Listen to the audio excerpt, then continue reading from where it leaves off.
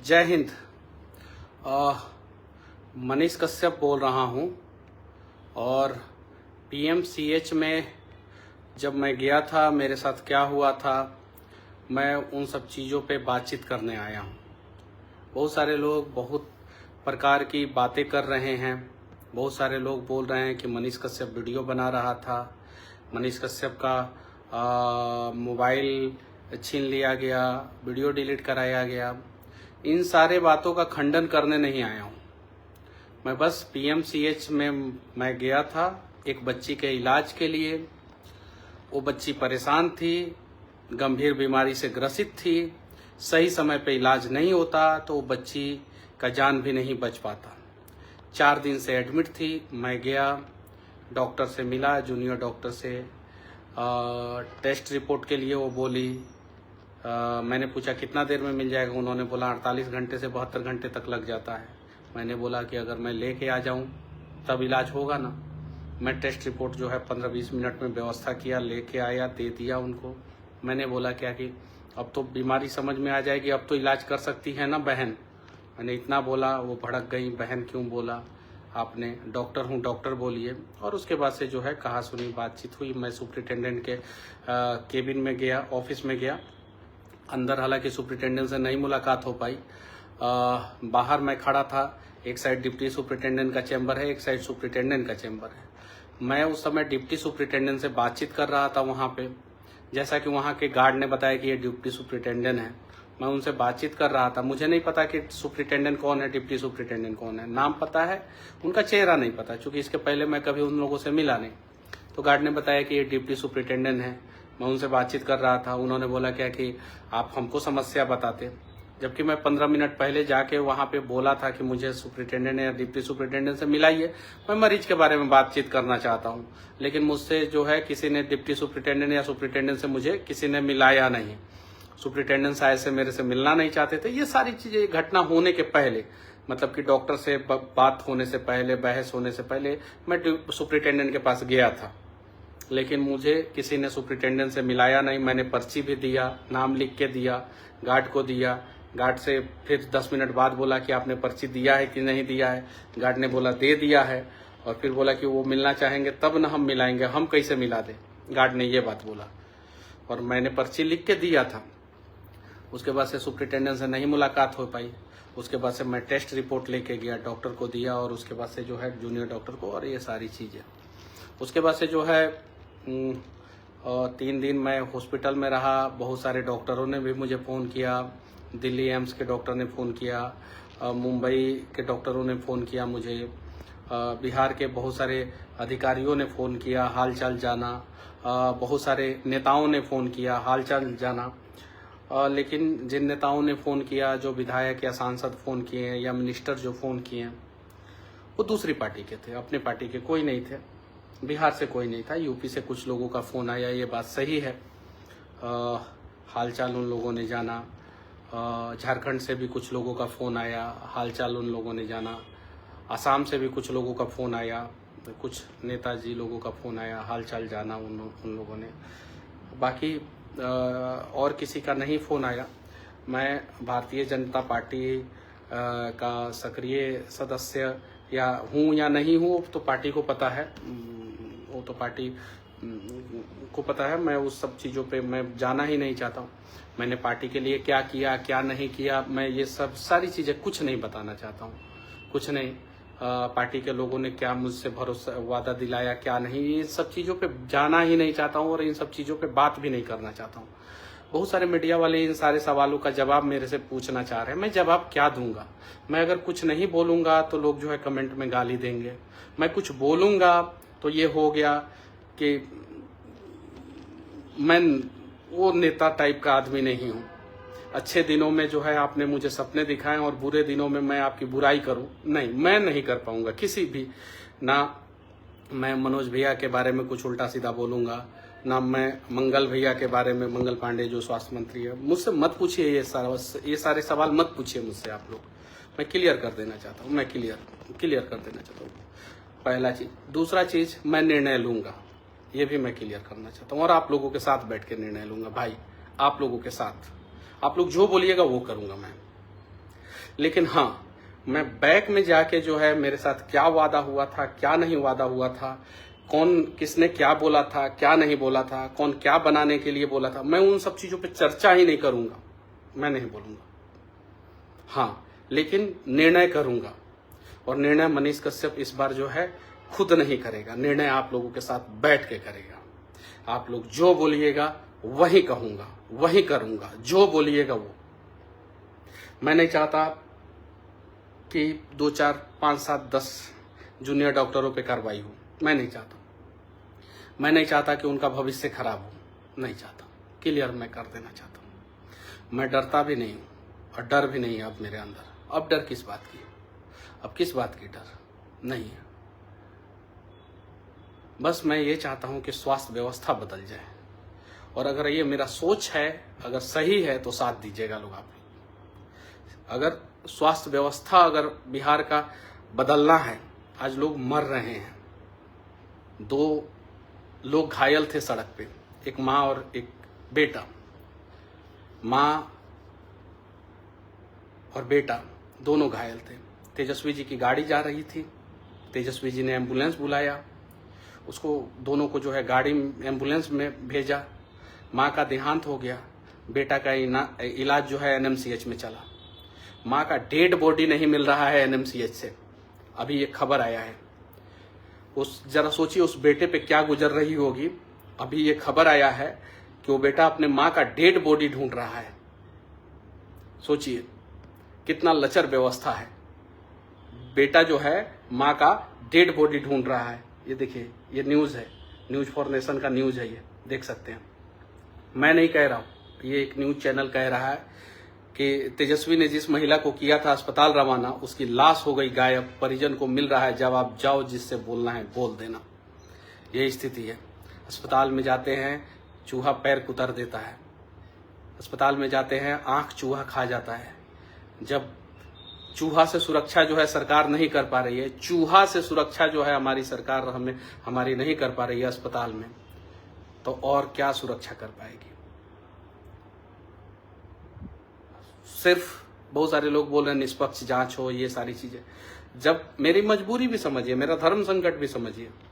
मैं जब किसी के सामने बैठ रहा हूं, कोई मेरे से सवाल पूछ रहा है, सवाल का जवाब नहीं दूंगा तो दिक्कत, जवाब दूंगा तो दिक्कत।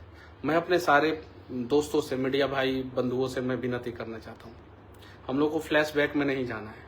और मेरे से ये सवाल मत पूछा कीजिए कि मनोज भैया ने आपके साथ क्या किया, पार्टी ने आपके साथ क्या किया, ये सारे सवाल मत पूछा कीजिए, ठीक है? मत पूछा कीजिए।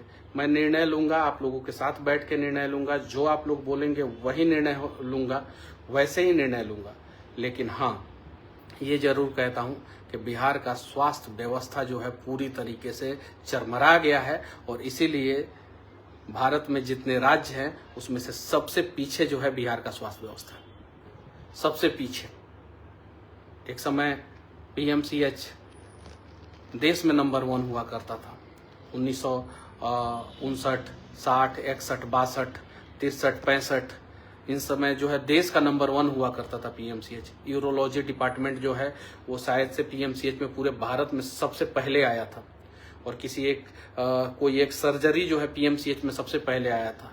और भी बहुत सारी चीजें जो है पीएमसीएच के रिटायर्ड डॉक्टरों ने जब मुझे फोन किया और उन्होंने बताया कि एक विरासत था पीएमसीएच का,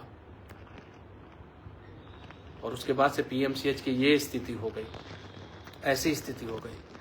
बस इस दुख की घड़ी में जो साथ रहे उनको भी धन्यवाद, जिन लोगों ने मजाक उड़ाया उनको भी धन्यवाद, क्योंकि आप मेरा मजाक उड़ा सकते हैं ना, ऊपर भगवान और अल्लाह दोनों बैठे हैं और दोनों देख रहे हैं, दोनों देख रहे हैं। क्या पता मुझे भगवान ने इसलिए भेजा होगा पीएमसीएच में कि मैं जाऊं और मेरे साथ दुर्व्यवहार हो और पूरा बिहार और पूरा देश देखे पीएमसीएच की स्थिति, क्योंकि कितने लोग मार खाते थे, कोई जान भी नहीं पाता था, कोई जान भी नहीं पाता था। मुन्ना शुक्ला जी की पत्नी है अनु शुक्ला, मैं तो दीदी बोलता हूँ, आज बात भी हुई उनसे। वो गई थी पीएमसीएच, मेरे से दुर्व्यवहार होने के बाद जो है उनका एक वीडियो आया, उन्होंने पीएमसीएच की हकीकत दिखाई। एक्स एमएलए हैं मतलब पूर्व विधायिका हैं वो, ये चीज़ें हैं। आप लोगों से विनती करना चाहता हूँ, जितने भी क्षेत्र के अलग अलग क्षेत्र के विधायक हैं, अगर आप अपने क्षेत्र के लोगों की जान नहीं बचा सकते हैं तो सिर्फ श्राद्ध में जो है खाना खाने जाते हैं, सिर्फ श्राद्ध में खाना खाने जाते हैं और दुख की घड़ी में साथ नहीं देंगे, और जब लोग मर जाएगा तो शोक संवेदना देने जाएंगे। बिहार के जितने अच्छे विधायक होंगे, जितने अच्छे सांसद होंगे, जितने अच्छे मिनिस्टर होंगे, आइए पीएमसीएच में और हालात देखिए पीएमसीएच का, देखिए और देखने के बाद जो है बाहर लोगों को बताइए पीएमसीएच का हालात। जाइए आप अपने यहाँ के सदर अस्पताल में देखिए और दिखाइए ये सारी चीजें। और हाँ, मैं विनती करना चाहता हूँ, मेरी बातें अगर किसी को बुरी लगी हो तो मैं माफी चाहता हूँ, और मैं सभी लोगों से विनती करना चाहता हूँ, सभी लोगों से आगे क्या करना है इस पे हम लोग चर्चा करेंगे। आगे कैसे जो है बिहार का स्वास्थ्य व्यवस्था सुधरे, जिससे जो है बिहार में अगर एक बच्चा जन्म लेता है वो और जो व्यक्ति मरता है वो, आपको पता है ना, आइंस्टाइन के थ्योरी को, सिद्धांत को जिन्होंने चैलेंज किया था, उनके डेड बॉडी को जो है कैसे जो है पीएमसीएच में बाहर स्ट्रेचर पे फेंक दिया गया था। देखे थे कि नहीं वो 2019 का समय, वशिष्ठ नारायण सिंह जी का वो डेड बॉडी कैसे फेंक दिया गया था। अभी एक बेटा जो अपने माँ का डेड बॉडी ढूंढ रहा है और उसका डेड बॉडी नहीं मिल रहा है, एम्बुलेंस लाइन में लग के जो है वो इंतजार कर रहा है कि कब इमरजेंसी के मरीज को जो है अंदर लिया जाएगा। किसी को ब्रेन हेमरेज आया है, किसी को हार्ट अटैक आया है, ऐसा वीडियो सामने आया है। अभी सबकी सच्चाई क्या है सरकार के हाथ में है। सरकार जो है जांच करे, सरकार को जांच करना चाहिए, स्वास्थ्य मंत्री जी को जांच करना चाहिए। माइक में तेजस्वी जी को चैलेंज कर रहे हैं कि मंच लगाते हैं, तेजस्वी जी आके बोले, तो हिम्मत है तो लगा के दिखाइए ना, लगा के दिखाइए और डिबेट कीजिए। आप दोनों बिहार के लोग देखें, होना चाहिए, सच्चाई सामने आना चाहिए। जिस प्रकार से अमेरिका में प्रेसिडेंशियल डिबेट होता है वैसे आप लोग कीजिए डिबेट, सच्चाई सामने आना चाहिए, बिहार के लोगों को जानना चाहिए। तेजस्वी जी बोल रहे हैं कि 700 डॉक्टरों को उन्होंने सस्पेंड किया था, तो सस्पेंड किया था तो आप अभी स्वास्थ्य मंत्री हैं, आप बताइए कि उन्होंने सस्पेंड किया था कि नहीं किया था, पहला चीज। और दूसरा चीज, जब वो अगर उन्होंने नहीं किया था तो उनकी सच्चाई सामने लाइए कि उन्होंने झूठ बोला है, तेजस्वी जी ने एक भी डॉक्टर को सस्पेंड नहीं किया। और अगर उन्होंने 700 डॉक्टरों को सस्पेंड किया है तो आप कितने डॉक्टरों को सस्पेंड किए हैं आप बताइए। ये चीज है, किसी की माँ मर रही है, किसी की बहन मर रही है, किसी का भाई मर रहा है, किसी का बाप मर रहा है, किसी की बीवी मर रही है, किसी का बच्चा मर रहा है पीएमसीएच में इलाज के बिना। इलाज बिना लोग मरे तो सरकार किस बात की सरकार बताइए। अचेत अवस्था में अगर आप लोग पड़ जाइएगा, जरा सोचिए।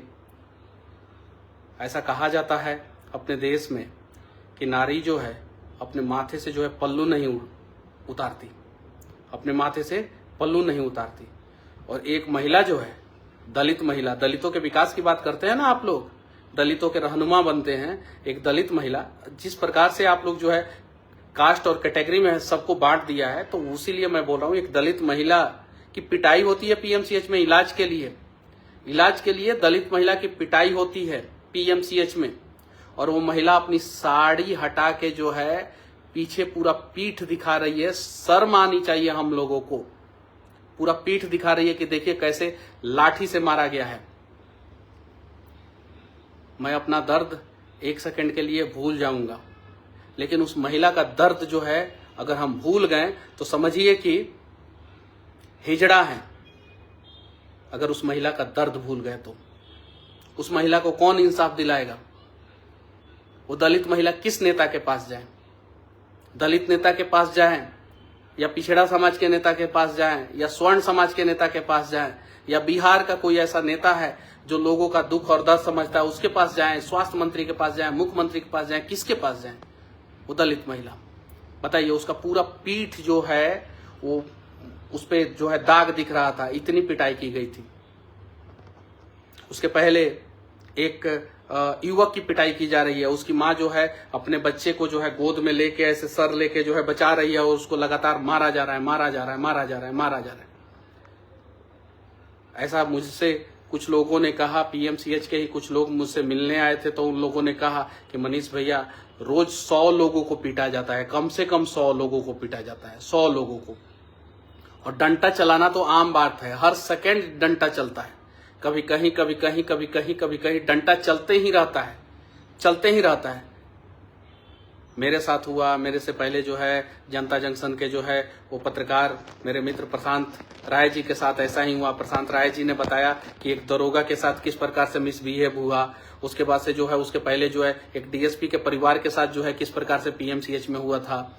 उसके पहले जो है इलेक्ट्रॉनिक्स मीडिया के लोगों का किस प्रकार से कैमरा तोड़ा गया था, प्रिंट मीडिया के लोगों का जो है किस प्रकार से उन लोगों के साथ व्यवहार हुआ था।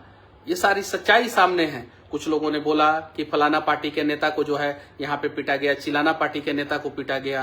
कुछ लोगों ने बोला कि भाजपा के एक जिलाध्यक्ष आए थे। अब मुझे भाई सच्चाई, मुझसे जो लोगों ने बोला वही मैं बता रहा हूँ, जांच आप कीजिए कि जिलाध्यक्ष आए थे, उनकी स्थिति जो है बद से बदतर हो गई थी और नीचे लिटा के जो है उनका इलाज किया जा रहा था।